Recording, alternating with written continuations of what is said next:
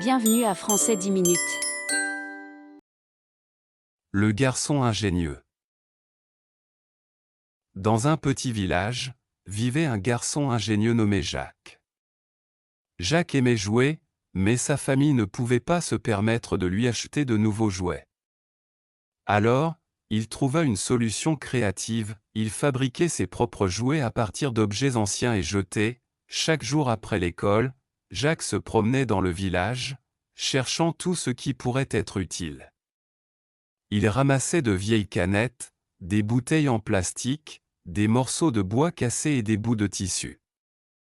Pour la plupart des gens, ce n'était que des déchets, mais pour Jacques, c'étaient des trésors attendant d'être transformés. Un après-midi ensoleillé, Jacques trouva une vieille caisse en bois cassée. Il la ramena chez lui et commença à travailler dessus. Utilisant quelques clous et un marteau, il démonta soigneusement la caisse et utilisa les planches de bois pour construire une petite boîte solide. Avec un reste de peinture, il décora la boîte avec des motifs colorés. La boîte devint un rangement spécial pour tous ses jouets faits à la main et un endroit où il gardait ses trésors secrets. Les amis de Jacques étaient émerveillés par sa créativité. Ils regardaient avec admiration alors qu'il leur montrait comment construire et décorer la boîte. Inspirés par l'ingéniosité de Jacques, ils commencèrent à l'aider à ramasser plus d'objets anciens. Ensemble, ils passaient leurs après-midi à transformer les déchets en trésors. Un jour, Jacques trouva un vieux morceau de tissu déchiré et quelques boîtes de conserve vides. Il eut l'idée de fabriquer des instruments de musique. Il utilisa des bâtons pour créer une batterie à partir des boîtes de conserve et confectionna un tambourin en utilisant le tissu et quelques capsules de bouteilles. Jacques peignit les instruments avec des couleurs vives, et bientôt, ils formèrent un petit groupe. Jacques et ses amis passèrent des heures à jouer de la musique et à s'amuser ensemble. La créativité de Jacques se répandit dans tout le village. Bientôt, d'autres enfants commencèrent à lui apporter des jouets cassés et des objets jetés, espérant qu'il pourrait faire des merveilles avec eux. Jacques accepta volontiers le défi, transformant chaque objet cassé en quelque chose de nouveau et amusant. Le talent de Jacques ne passa pas inaperçu auprès des adultes du village. Ils admiraient son ingéniosité et sa créativité. Certains d'entre eux commencèrent même à garder de vieux objets pour lui, sachant qu'il trouverait un moyen de leur donner une nouvelle vie. Grâce à son travail acharné et à son imagination, Jacques ne créa pas seulement des jouets pour lui et ses amis. Mais il rassembla aussi la communauté. Il montra à tout le monde que même les choses les plus ordinaires pouvaient devenir extraordinaires avec un peu de créativité. L'histoire de Jacques devint une source d'inspiration pour beaucoup. Il enseigna au village l'importance de recycler et de réutiliser les objets, et comment un peu de créativité pouvait apporter joie et bonheur à tout le monde. Sa passion et son ingéniosité rappelèrent à chacun que même dans les choses les plus simples, il y a de la beauté et du potentiel. Clara et sa grand-mère. Clara était une fille douce et travailleuse qui vivait avec sa grand-mère dans une petite maison confortable à la lisière du village.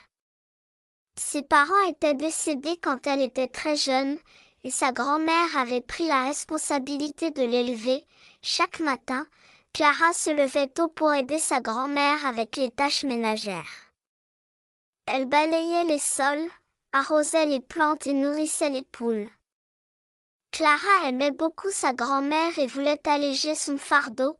Sa grand-mère, en retour, adorait Clara et exprimait souvent sa gratitude pour les efforts de la jeune fille. Elle disait toujours, « Tu es le soleil de ma vie, Clara », un après-midi ensoleillé. Alors que Clara arrosait le jardin, elle remarqua que sa grand-mère avait du mal à soulever un panier de linge lourd. Sans hésitation, Clara courut à ses côtés et prit le panier d'elle. « Laisse-moi t'aider, mamie, dit-elle avec un doux sourire. Sa grand-mère la tapota sur la tête et dit, « Merci, ma chérie. Tu es toujours si serviable, Après avoir fini les corvées, Clara et sa grand-mère s'asseyaient ensemble pour prendre une tasse de thé. Elles parlaient de leur journée, partageaient des histoires et riaient. Ces moments étaient précieux pour Clara, car elle chérissait le temps passé avec sa bien-aimée grand-mère. Un jour, Clara remarqua que sa grand-mère semblait fatiguée et inquiète. Préoccupée, elle demanda « Est-ce que tout va bien, mamie ?» Sa grand-mère soupira et répondit « Je suis juste un peu inquiète pour l'hiver. Il va faire froid, et nous devons nous assurer d'avoir assez de bois de chauffage. » Clara réfléchit un moment puis dit « Ne t'inquiète pas, mamie. Je vais ramasser du bois de chauffage dans la forêt. Repose-toi et laisse-moi faire. » Avec détermination, Clara partit dans la forêt et ramassa autant de bois de chauffage qu'elle pouvait emporter. À son retour, sa grand-mère fut envahie de gratitude.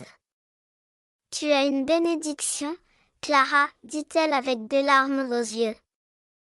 Merci d'être toujours là pour moi. » À l'approche de l'hiver, Clara continua d'aider sa grand-mère dans chaque tâche. Elle veilla à ce que leur maison soit chaude et confortable, et qu'elles aient suffisamment de nourriture pour les mois froids. Grâce à son amour et à son dévouement, Clara montra à sa grand-mère qu'elle n'était jamais seule.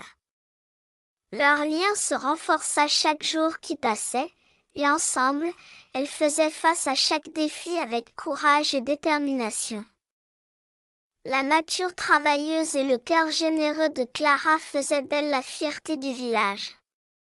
Tout le monde admirait sa dévotion envers sa grand-mère, et il parlait souvent du lien spécial qu'elle partageait. Clara et sa grand-mère vécurent heureuses ensemble, sachant qu'elles pouvaient toujours compter l'une sur l'autre. Leur amour et leur soin mutuel étaient un exemple brillant pour tous, et leur histoire devint une source d'inspiration pour tout le village. Une journée dans le champ de tournesol. Un matin ensoleillé, Lina et sa famille décidèrent de visiter un champ de tournesol. Les fleurs jaunes éclatantes étaient en pleine floraison, et la vue était vraiment à couper le souffle. Les parents de Lina pensaient que ce serait l'occasion parfaite pour prendre quelques photos de famille. Ils emballèrent un panier de pique-nique avec des sandwichs, des fruits et des boissons, et partirent à l'aventure. Le champ de tournesol n'était qu'à une courte distance en voiture de chez eux, et à mesure qu'ils se rapprochaient, Lina pouvait voir la mer dorée de fleurs s'étendre devant eux. À leur arrivée, Lina fut émerveillée par le nombre impressionnant de tournesols.